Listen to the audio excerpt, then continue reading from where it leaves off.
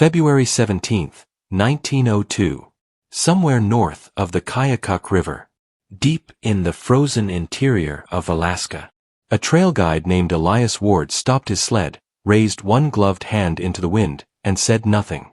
The dogs had been wrong for half an hour. Not tired. Not hungry. Wrong.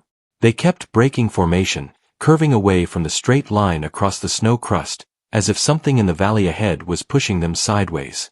Ward had been running trails in the Alaskan interior long enough to trust that signal.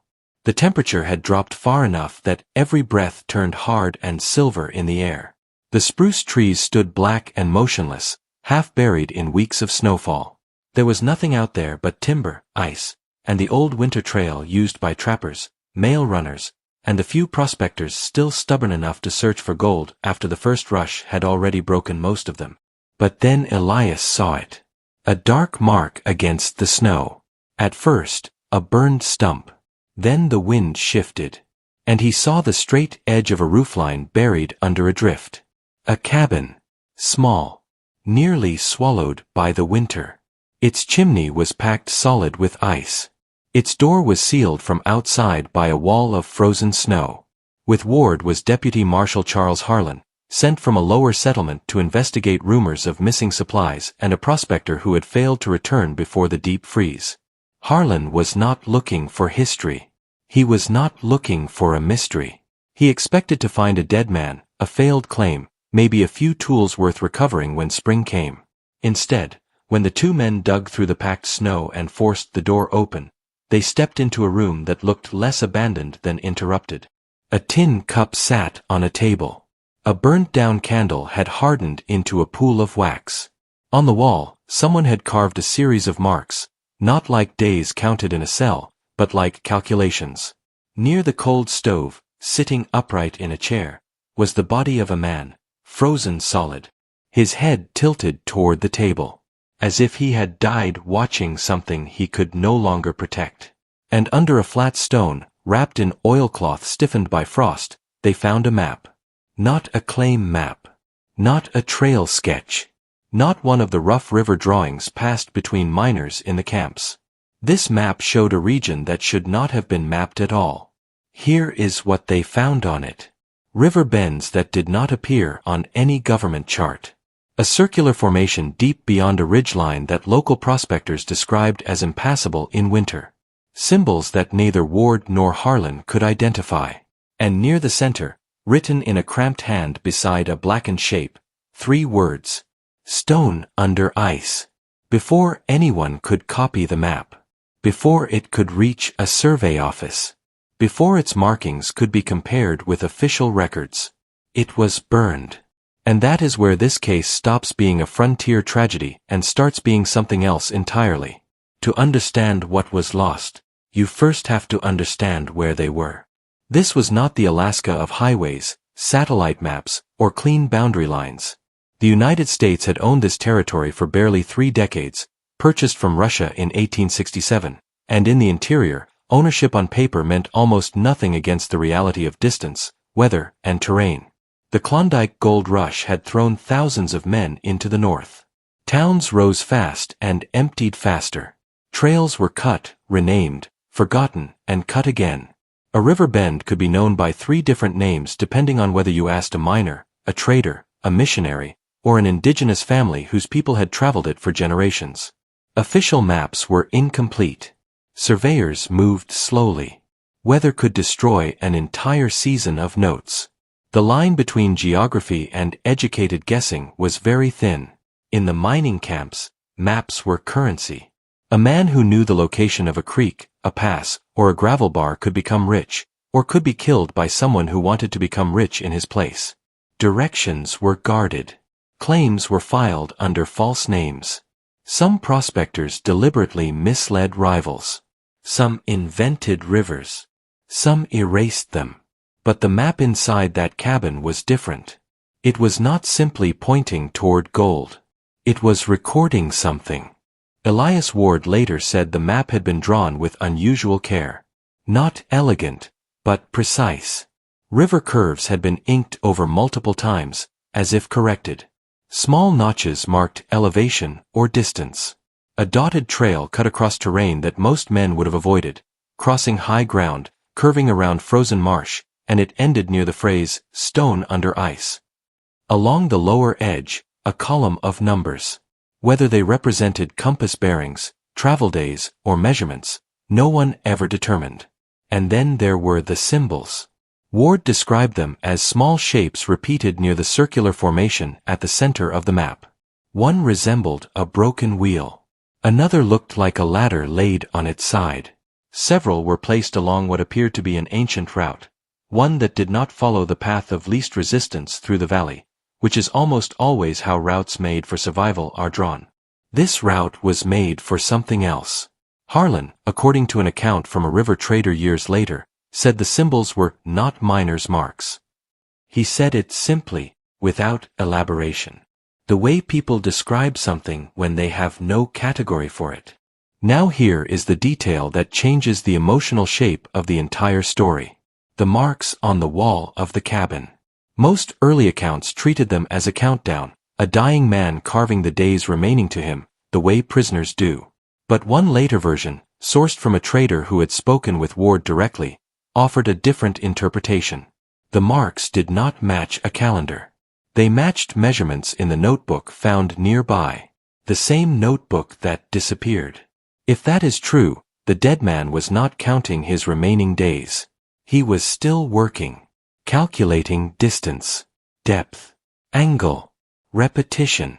Preserving data he knew he would never be able to use himself. He was freezing to death in that chair, and he spent his last hours making sure the numbers survived him. The body itself added another layer of strangeness. No identification was found in his coat. Or, and this distinction matters, no identification was reported. Over the years, different versions of the story attached different names to the man in the chair. Jonas Rusk, a surveyor from Oregon. Matthew Klein, a German-born prospector. Henry Vail, a former railroad engineer who had come north after losing money in Seattle. None of those names can be firmly connected to a real person. And the pattern of their emergence, each surfacing in a different retelling, each equally unverifiable, does not look like rumor gradually settling on the truth. It looks like the opposite. Like a name being prevented from sticking. A man with multiple unverifiable identities has, effectively, no identity at all. And a man with no identity cannot generate a record. Cannot produce next of kin. Cannot trigger the kind of inquiry that might force official documentation of what was found with him. The shifting names may be the most deliberate part of this entire case. This brings us to Harlan's obligations. As a deputy marshal, his duties were clear. Secure the body. Record the location. Inventory the cabin. Transport any documents to the nearest administrative office, or hold them until a superior could review them. He did none of those things completely. According to the most consistent version of events, Ward and Harlan took the map, the notebook, and a few personal items from the cabin. The weather prevented them from moving the body immediately, so they sealed the door and marked the location for a return trip. They headed south to a trading post used by mail carriers and territorial officials during winter travel. There, the map was examined by at least 3 men, a storekeeper, a missionary's assistant, and a clerk with a connection to land or mining records. The clerk is where the story breaks open. His name, depending on the account, was Bellamy, or Bell, or simply the Juneau Man, which may have been a misunderstanding, since officials from larger administrative centers often passed through remote posts without leaving much paper behind them.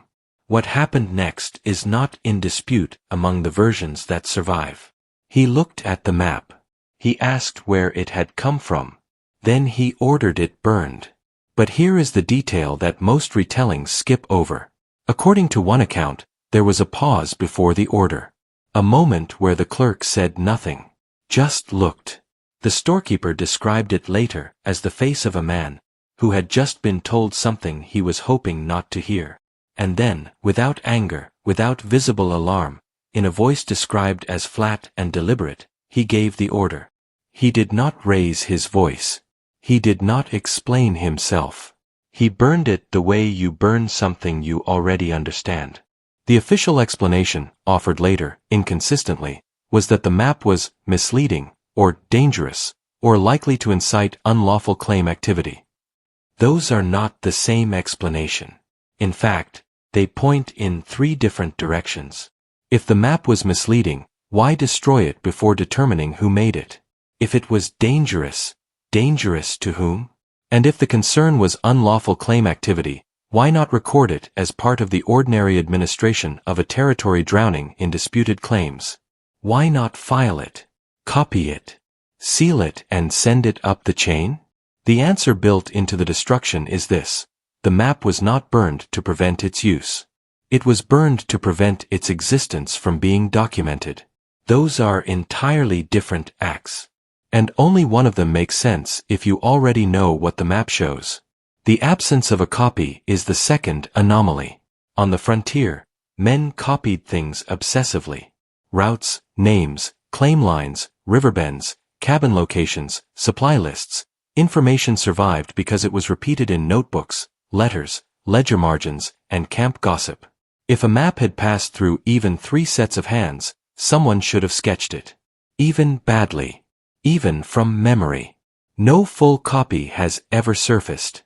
Only the fragments, the circular formation, the unidentifiable symbols, the impossible river course, the phrase, stone under ice.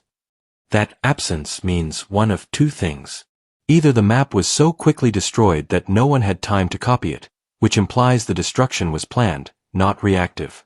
Or copies were made and subsequently removed. Neither option points toward accident. The third anomaly is the cabin itself.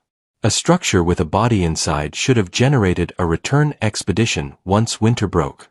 Instead, accounts disagree on whether the site was ever found again. Ward reportedly tried to lead men back in spring and could not locate it. The landscape had changed under thaw, flood, and snowmelt. One version says the cabin had burned. A darker version says it was found, emptied, and then quietly removed from discussion. A death creates correspondence. A body creates a record. A cabin creates a claim or an administrative note. When all of those vanish at the same point in a story, the pattern of disappearance becomes part of the evidence. Now consider the notebook. Unlike the map, it was not necessarily burned in the same moment.